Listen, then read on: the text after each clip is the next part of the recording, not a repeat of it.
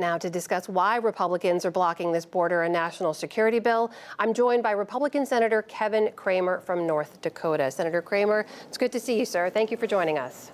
Good to be with you. Thank you for the opportunity. I want to ask you, about a week or so ago, you were asked about the negotiations in this bill in an interview, and you had this to say. You said, if we don't try to do something when we have the moment to do something, all of those swing voters and swing states for whom the border is the #1 priority have every right to look at us and go, you blew your opportunity. So you will vote to block this bill. In your own words, are you blowing your opportunity for some kind of border bill?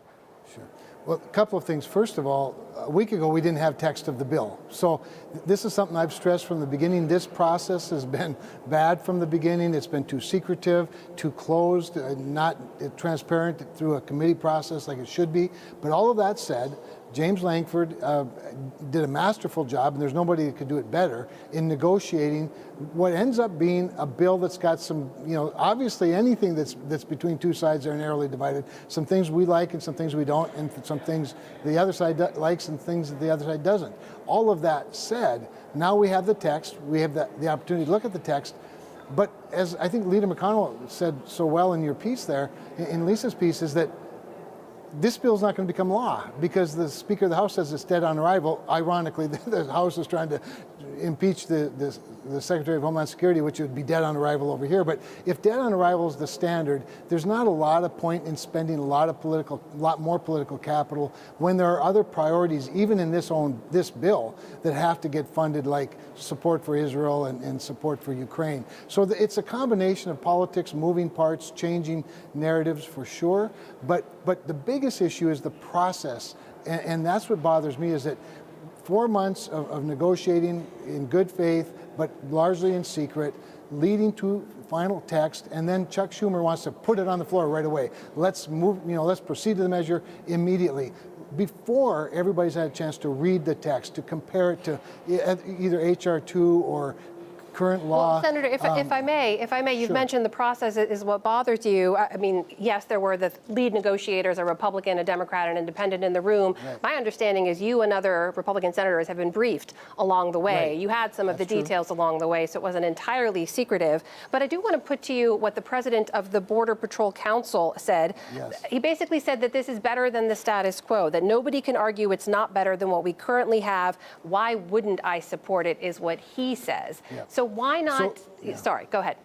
Yeah, no, I agree. It's an important point because in a world of divided government, incremental change in the right direction is still better than no change in the right direction. I think the substance of this bill, where there are some problems, is that there is an awful lot of generosity for legal counsel, for example, for illegal aliens. Open-ended dollar amounts that could be problematic.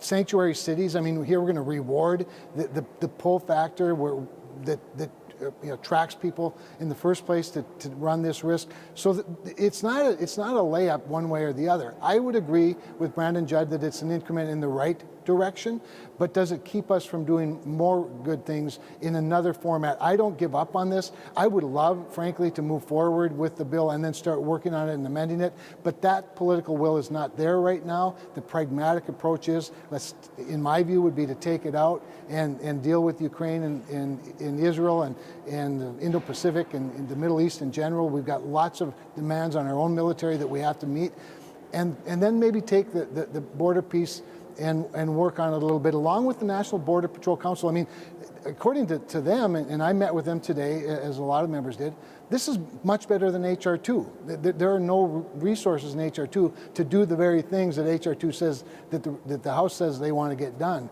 So I think there's still room to perfect this, or at least make it better, even with our Democratic friends, and I think we should continue that.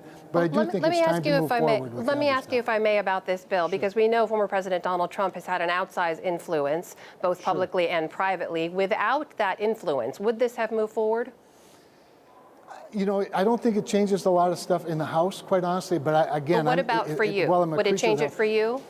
It doesn't change it for me one way or the other. I've been quite supportive, to your point, including as recently as last week, of the process moving forward, of rewarding that, trying to get some tweaks to it if we can, all while Donald Trump was saying no, no, no. So it's not so much for me, but I do think in the House he does have an awful lot of influence. Understandably, by the way, it's not irrelevant what the former president who demonstrated he could provide border security, in contrasting with the current president who's now going to be his opponent, who's done nothing except to let 10 million people illegally into the country and wave them on through. I mean, this is pretty clear cut when you look at the two men that are running for president and who does the better job. I'm just saying that as senators, we have to make up our own mind with the facts on the ground. And I think that the National Border Patrol Council makes a very, very good point and has been very, by the way, involved with the committee that was working on this, the ad hoc committee that was working on this, which is why you see the types of resources and the support that they have for the bill. Senator, let me ask you also about the Ukraine funding piece of this, which we know is tied to the border funding. It was back in December, there was a closed-door meeting in which I know it was reported, and you said you were quite strident with the administration leaders and military leaders there, saying that they should push Democrats, convince Democrats that Ukraine was a vital national security issue, and therefore Democrats should give on immigration concessions. So if Ukraine was vital enough back then, why is it not vital enough now to agree to this? So, because I think we're prepared to move forward, hopefully, with Ukraine's support apart from this. Remember, the reason that we have the border piece into the supplemental is because people who didn't want to support Ukraine insisted on it. And I love that. I love the fact that we had an opportunity to secure our border as well as Ukraine's. Both are really important, either together or separately, and I remain committed to that. And I think the administration waited way too long and moved way too slowly to support Ukraine, or maybe they would have won this war by now. It's still in our national best interest to provide them the lethal aid that they need. I'd like to see us strip some of the humanitarian aid and the direct government support for funding their government, and rather focus on helping them win the war. That's what's in America's best interest. That's what's in the West's best interest. That is Republican Senator Kevin Cramer from North Dakota joining us tonight. Senator, thank you. Good to see you. My pleasure.